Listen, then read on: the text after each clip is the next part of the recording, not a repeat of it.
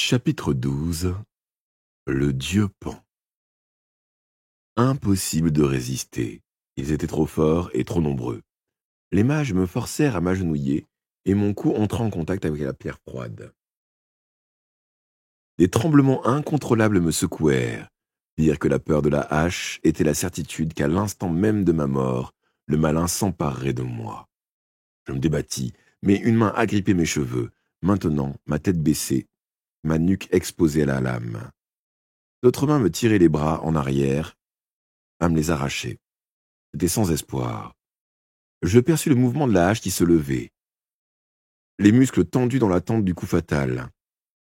Je fermai les yeux. Tout était fini. J'eus une pensée pour l'épouvanteur.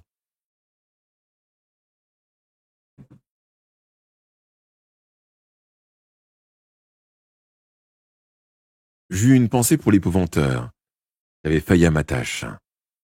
Puis, à l'ultime seconde, j'entendis des pas pressés. Une voix que je reconnus cria « Attendez !» C'était Sean le mince. « Où est Scarabech ?» aboya le boucher. « Elle vous apportera sa tête, n'ayez crainte !» répondit Sean. « Je le jure sur ma vie. Pourquoi tuer le garçon maintenant? Elle n'en a pas fini avec lui. Nous avons encore jusqu'à demain pour accomplir le rituel. Je vous promets qu'elle sera là à temps. »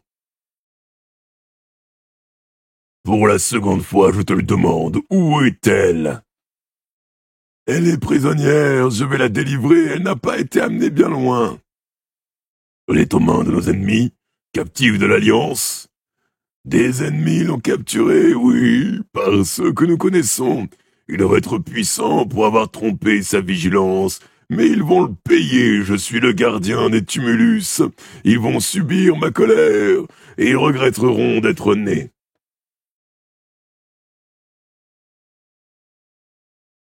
Bien qu'il parlât de colère, Sean s'exprimait avec un grand calme, sans la moindre émotion apparente. On me remit sur mes pieds tandis que les mages s'éloignaient pour discuter des nouvelles apportées par Sean. Deux de leurs assistants me tenaient par les bras. De toute façon, j'étais bien trop faible et tremblant pour tenter une évasion. Doulan revint et s'adressa à Sean le mince. « Tu as jusqu'à demain? Et c'est à cette même heure où nous célébrerons le 4e et dernier rituel pour nous amener Scarabech. Sinon, le garçon sera sacrifié à sa place. Nous n'avons pas ménagé nos efforts pour réussir. Il est vital que Scarabech soit là pour s'offrir de sa pleine et entière volonté. »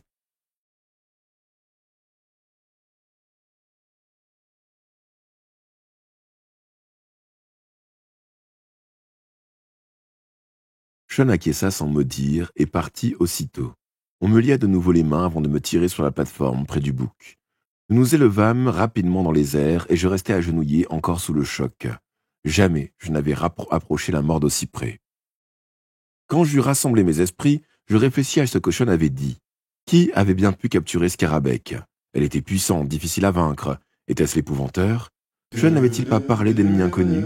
En ce cas, mon maître était en grand danger. La nuit s'écoula avec lenteur. L'aube était encore loin quand le bouc se mit à bêler, lamentablement.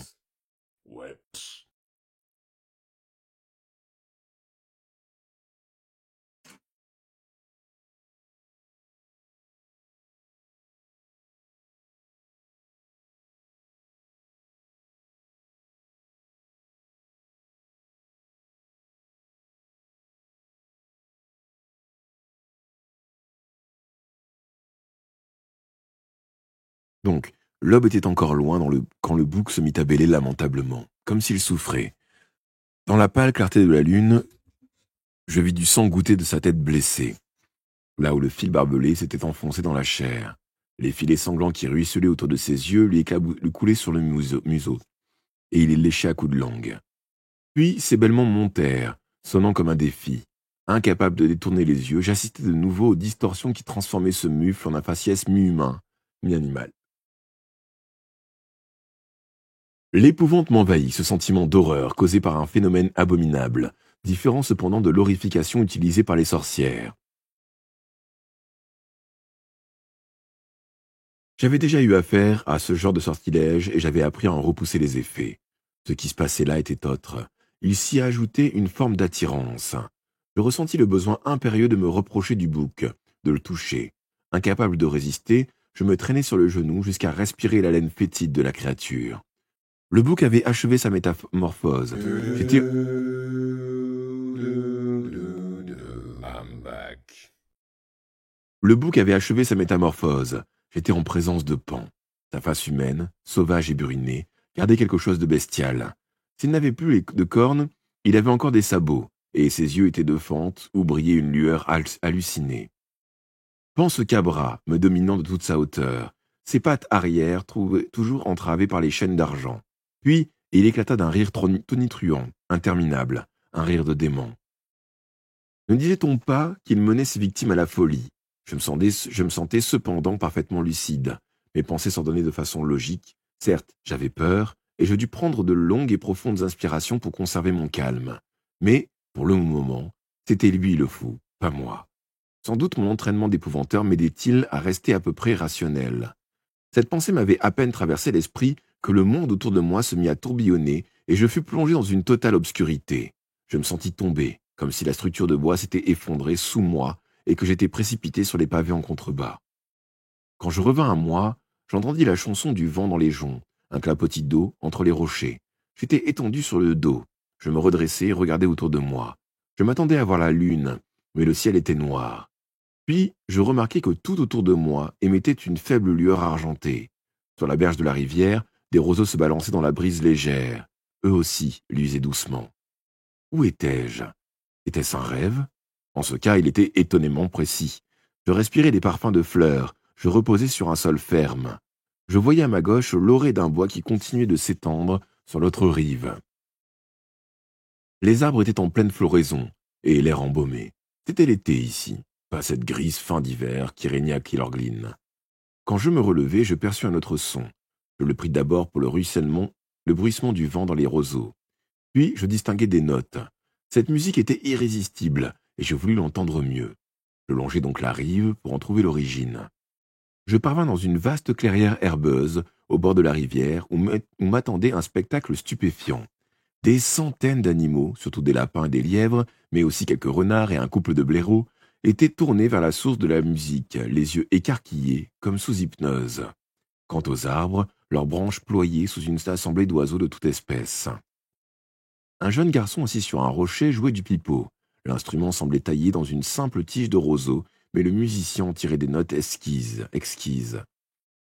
Les cheveux jusqu'aux épaules, le teint très pâle, il portait un habit de feuillage. Son visage avait été pleinement humain sans ses oreilles en pointe. Les ongles de ses pieds nus étaient si longs qu'ils se recourbaient en spirale. À en croire ce que j'avais lu dans le bestiaire de l'épouvanteur, j'étais en présence de Pan. Il m'offrait son apparence la plus aimable, sous la forme d'un jeune garçon. Le dieu était considéré comme une bienveillante incarnation des forces de la nature. Il me regarda et cessa de jouer. Les petites créatures de la forêt s'enfuirent aussitôt. Les sortilèges créés par la musique s'étaient brisés. En quelques secondes, il ne resta plus dans la carrière que le dieu et moi. « Où suis-je » demandai-je. Je me sentais très calme, pas le moins du monde effrayé. « Cela importe-t-il » fit le garçon. Malgré son sourire affable, les mots qu'il prononça ensuite me glacèrent.